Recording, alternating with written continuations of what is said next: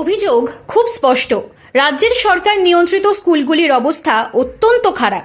কোথাও অনুদান মিলছে না সময়, কোথাও নেই পর্যাপ্ত শিক্ষক কিংবা শিক্ষাকর্মী, আর তাতেই সরকারি স্কুলগুলিতে হু হু করে কমছে ছাত্রছাত্রীর সংখ্যা। সরকারি শিক্ষা প্রতিষ্ঠানের দুর্দশার ছবি তুলে অত্যন্ত আশঙ্কা বলেও দাবি করা হচ্ছে। সেই বাস্তব চিত্র তুলে ধরার জন্য ফের বিকাশ ভবন যাবে এসএফআই। আগামী 30শে জানুয়ারি সিপিআইএম এর ছাত্র সংগঠনের ডাকে বিকাশ ভবন অভিযান। গত 6 মাস ধরে রাজ্যের বিভিন্ন প্রান্তে স্কুল বাঁচাও মূল বাঁচাও আন্দোলন করছে এসএফআই।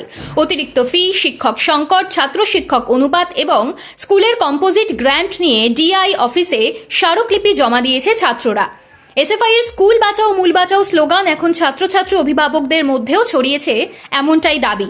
রবিবার 6 মাসের এই আন্দোলনের অভিজ্ঞতা, জেলায় জেলায় স্কুলগুলির হাল হকিকতকে সম্বল করে ফের আন্দোলনের পথে এসএফআই। ছাত্র সংগঠনের রাজ্য সভাপতি প্রণয় কার্জি এবং রাজ্য সম্পাদক দেবাঞ্জন দে আঙুল তুলছেন শাসক তৃণমূল এবং বিজেপির দিকে। তাঁদের দাবি, রাজ্যে ঐতিহ্যবাহী সরকারি স্কুলগুলির অস্তিত্ব বিপন্ন। সরকারের সরাসরি নিয়ন্ত্রণে 15টি জেলায় রয়েছে 39টি স্কুল। বেশিরভাগই শতাব্দী প্রাচীন, মাধ্যমিক ও উচ্চ মাধ্যমিকের মেধা তালিকায় থাকে, অথচ অধিকাংশ স্কুল চলছে অর্ধেক শিক্ষক দিয়ে। হিন্দু স্কুলের স্ট্যাটিস্টিক্স বিভাগ উঠে যাবার মুখে, অন্য একজন অস্থায়ী গ্র্যাজুয়েট শিক্ষক দিয়ে বিভাগ চালানো হচ্ছে। হিন্দু স্কুলের অন্যতম সেরা বিভাগ সাইকোলজি বিভাগ, শিক্ষকের অভাবে সেটি বন্ধ। ইকোনমিক্সের একজন শিক্ষক, তিনিও শীঘ্রই অবসর নেবেন। এখন ছাত্র শিক্ষক অনুপাত 65:1, শিক্ষার অধিকার আইনে হওয়ার কথা 35:1।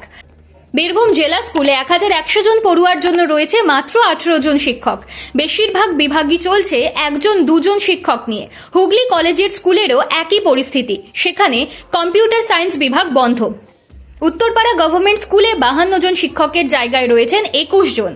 কোচবিহারের স্বনামধন্য জেনকিন স্কুলের প্রায় 1500 পড়ুয়ার জন্য মাত্র 33 জন শিক্ষক রয়েছেন। অধিকাংশ স্কুলেই শরীর শিক্ষার জন্য কোনো শিক্ষকই নেই, অথচ আইন অনুযায়ী 6 বছর থেকে 14 বছরের পড়ুয়াদের জন্য শারীর শিক্ষা বাধ্যতামূলক।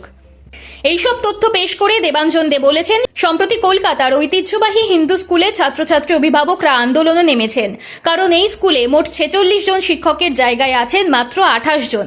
আবার 2 জন শিক্ষকের হাতে বদলির অর্ডার এসেছে। এই স্কুলের অঙ্ক শিক্ষককে বদলি করে বীরভূম জেলা স্কুলে নিয়ে যাওয়া হচ্ছে। আবার অদ্ভুতভাবে বীরভূম জেলা স্কুলের শিক্ষককে বদলি করে হিন্দু স্কুলের উল্টো দিকে হেয়ার স্কুলে আনা হচ্ছে।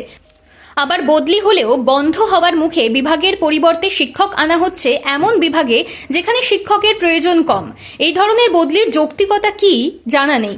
আবার কলকাতার 10টি সরকারি স্কুলের জন্য প্রতিনিধিত্ব করছেন একজন প্রধান শিক্ষক, কারণ বাকিগুলিতে প্রধান শিক্ষকই নেই। আর শিক্ষামন্ত্রীর এ বিষয়ে কোনো হুঁশ নেই। বোঝা যাচ্ছে শিক্ষামন্ত্রী কিছুই ওয়াকিবহল নন। 19 দিনের বাংলা বাঁচাও যাত্রার মধ্যে দিয়ে সিপিআইএম এর প্রত্যাবর্তন শুরু হয়েছে বলেই দাবি করছেন অনেকেই। একইভাবে এও বলা হচ্ছে, স্কুল বাঁচাও মূল বাঁচাও যাত্রার মধ্যে দিয়ে এসএফআইও বাড়তি গুরুত্ব আদায় করে নিয়েছে।